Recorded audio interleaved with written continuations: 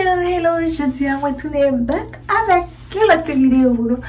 Vidéo je dis moi te dit pendant ma mettre petit perruque ça, me dit que ça m'a tout filmé pour me faire une petite vidéo pour nous. Avant de commencer la vidéo, si vous faites abonner avec la chaîne là, même tout, et un grand merci, ou même qui veulent abonner avec la chaîne là, même tout bienvenue. Même te acheter petit perruque sur Amazon. Pendant ma cherche un bagage, je me suis ça me dit comme ça, mais avant l'entrée tout, et pas tout le temps cheveux longs, me dit ah bah mais c'est un petit peu ça, oui. Me dit ah bah mais c'est un petit peu ça pour moi.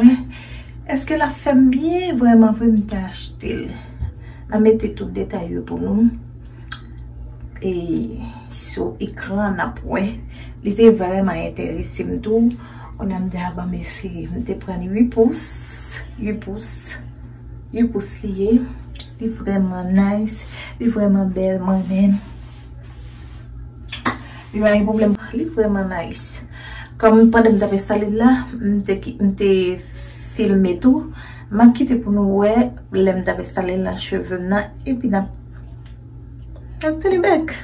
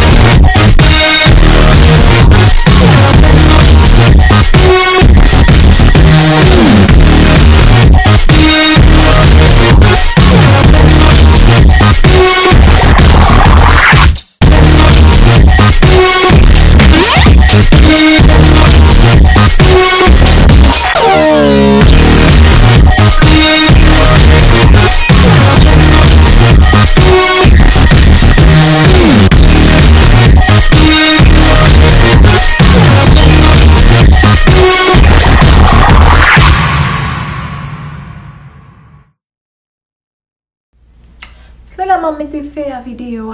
Pas oublier partager la vidéo.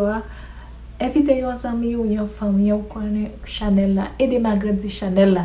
Pas oublier pour donner un like si vous aimez la vidéo. Pas oublier mettre vos commentaires pour dire ce que vous pensez. Dans une autre vidéo encore. A plus. Bye bye.